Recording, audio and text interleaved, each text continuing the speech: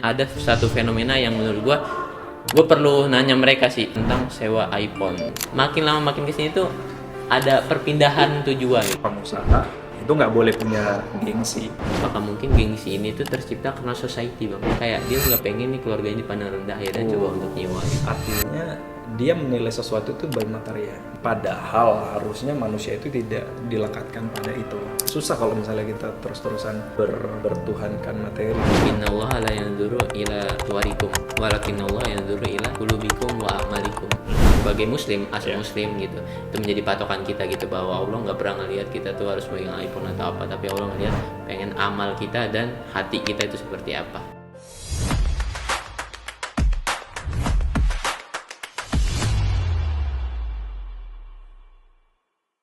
Balik lagi bersama gua Kavin dan Rahmadin di podcast Arah Balik Season 2. Don't be scared. Oke. Hey, Kita sekarang udah masuk ke episode 2, Bang. Ya. Kali ini gua pengen cerita terlebih dahulu kalau sebelum kita ngangkat topiknya gitu. Ya. Jadi di sela-sela kuliah gua itu, selain gua nongkrong, itu gua juga coba untuk ngulik apa yang bisa dijadiin tema dari pembahasan kita gitu. Ya. Nah, jadi akhirnya gue nongkrong sama teman-teman gue dan gue coba untuk tanya, ada satu fenomena yang menurut gue perlu nanya mereka sih, sebagai apakah mereka mengalami kejadian itu, yaitu gue nanyain fenomena tentang sewa iPhone ketika di Idul Fitri. Ada gitu. ya? Nah, makanya lu sendiri kan kaget kan gitu. Dan ternyata ketika gue nongkrong, gue nanya, guys. hey, itu tuh bener ada gitu. Iya. Dan dia bilang ada Vin gitu, dia bilang ada Vin gitu, bahkan kalau kita cari di sosial media ada gitu yang perharinya mereknya apa, harganya berapa, itu tuh ada gitu. Ketika lebaran emang beberapa ada yang nyewa, lebih banyak sih untuk konser sih, nggak semuanya salah sih bang. Ada yang dia tuh untuk kayak sebagai content creator, dia pengen supaya lebih kredibilitas gitu, supaya lebih dipercaya untuk klien-kliennya, akhirnya untuk nyewa gitu. Itu ada beberapa seperti itu. Ada beberapa lah yang mungkin kalau dibilang ya untuk mungkin kebutuhan mereka lah gitu, pengen dapat momentum yang asik gitu, kayak kan ada fitur-fitur yang emang 0,5 di IP gitu Video loh. lah ya, Video yang bagus gitu. Oh, Ketika ada momen tapi dia belum punya IP nih dan dia nggak sanggup untuk beli, kayaknya dia cukup untuk nyewa dulu, akhirnya dapat video yang bagus kan, foto-foto yang bagus. Oke, tapi kalau itu mungkin bukan kegaya-gayaan. Iya kan, itu kan kebutuhan kan. Iya. Kayak oke aja gitu untuk Iya, nangkep itu. Tapi akhirnya yang jadi masalah ketika lebaran tuh banyak yang bukan untuk itu doang, Bang, gitu. Sekalian lah ya. Iya, sekalian gitu loh. hey, Makin lama makin kesini tuh ada perpindahan tujuan gitu loh. Pergeseran, dan itu menjadi problem. Nah, yang pengen gue tanyain ke lu adalah nih, Gue nggak nyewa gue. iya.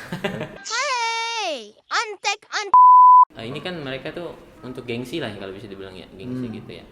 Nah, kalau dari lu sendiri gitu, tanggapan lu terhadap gengsi itu seperti apa sih gitu? Ini kenapa bisa muncul? Gengsi. Kalau kita ngomongin gengsi, mungkin SG udah nggak jalan. Mungkin dari sisi aku ya. Kalau dari sisi lu ya Sisi terhadap gua gengsi. ya. Karena kalau misalnya gengsi-gengsian, apalagi seorang entrepreneur tuh orang yang berusaha, pengusaha, itu nggak boleh punya gengsi. Kenapa tuh? Ya gimana lu mau ngejalanin hari-hari yang sulit, hari-hari yang susah, kayak misalnya gua ngangkat barang-barang dari untuk pindah ke kantor, gua bawa box di belakang gua ikat pakai tali. Itu mungkin anak-anak sekarang kayak ngerasa wah ini malu nih gua gitu. Dari sisi itu aja ya kita nggak bisa, maksudnya nggak bisa untuk punya gengsi yang dalam arti untuk dilihat orang, dinilai orang kayak gitu, kecuali ada tujuan. Memang menurut gue tuh ada sisi di mana gengsi itu Perlu. ditempatkan. Itu untuk strategi komunikasi atau negosiasi dan lain sebagainya. Ya gimana caranya dia bisa memposisikan dia itu punya value agar bisa menang dengan menang dengan lawan komunikasinya, dan itu emang diskemakan, bukan tujuan untuk gaya-gayaan. Benar. Tapi untuk tujuan komunikasi yang ingin dia capai. Setuju. Jadi kayak kita pengen dapet klien nih gitu. Betul. tapi kita belum punya kantor yang proper. Betul. Akhirnya ada sewa kantor, Iya, sewa kantor. supaya kliennya itu ngerasa nyaman dan gitu. percaya sama kita kayak gitu, dan dia ada trust ngelihat kita nih, oh ternyata serius nih. Ya kalau misalnya dari covernya aja udah jelek ya. nggak meyakinkan, nggak ada misal gitu, kantor nggak ada nih, apa nggak ada, ya gimana klien mau percaya. Tapi itu balik lagi ya, gengsi yang kita maksud di sini kita definisikan bahwa gengsi yang emang ditujukan untuk takut dinilai orang jelek gitu, takut dinilai orang kurang, Takut dilihat orang kayak nggak up to date, nggak modern gitu. Mungkin itu sih. Oke. Nah, gue pengen nanya, mungkin gak sih bang, kalau gengsi itu, ini kan terkait ini kan gue tuh kayak ngelihat sewa IP sehari gitu, tuh harganya 200 atau ada yang 300 kalau tergantung IP-nya lah. Itu per hari? Per hari. 200 kalau sebulan. Kalau gue yang lihat tadi tuh XR kayak dia di under 100. dipikirkan secara logika, ayo. Ya kan? Nah itulah. Kalau setahun. Makanya kalau yang gue lihat IP 13 Pro aja itu 300 harinya. Ada yang mau nyewa guys? I got this. Hey, Nah kalau misalnya dia punya making decision yang benar gitu kan, harusnya punya nalar yang benar, logika berpikir yang benar gitu. Itu kan nggak worth banget gitu kalau sehari cuma buat nyewa gitu kan, gitu loh. Nah menurut gue pengen nanya, apakah mungkin gitu orang itu bisa sewa IP? Itu kan karena gengsi, dan apakah mungkin gengsi ini tuh tercipta karena society bang, atau karena kultur yang udah terjadi gitu? Nggak apa-apa Pak, aman. Nah, Izin ya apa? Pak.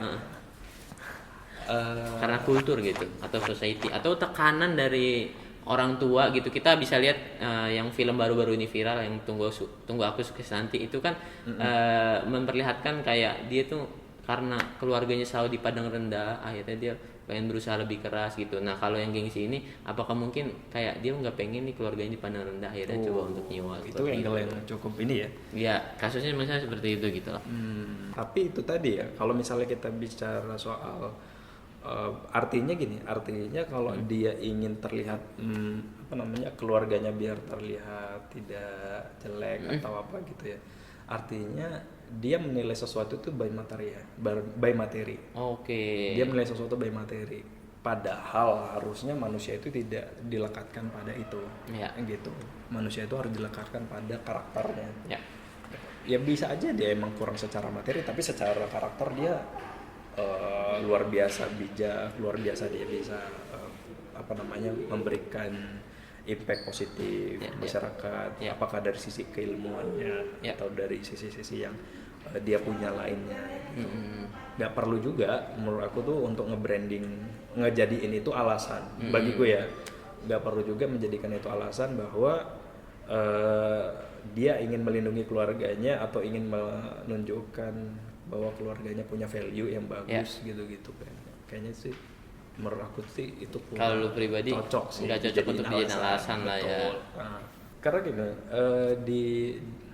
di dunia ini dalam sisi materi itu susah kalau misalnya kita terus-terusan bertuhankan materi gitu. Itu kan bisa jadi bertuhankan materi nanti jadinya jatuhnya bisa arah ke sana. Soalnya ya dia pengen terlihat baik, dia harus punya tampilan yang baik, misalnya punya branding. Tadi kan kenapa coba pertanyaannya kenapa iPhone? Coba.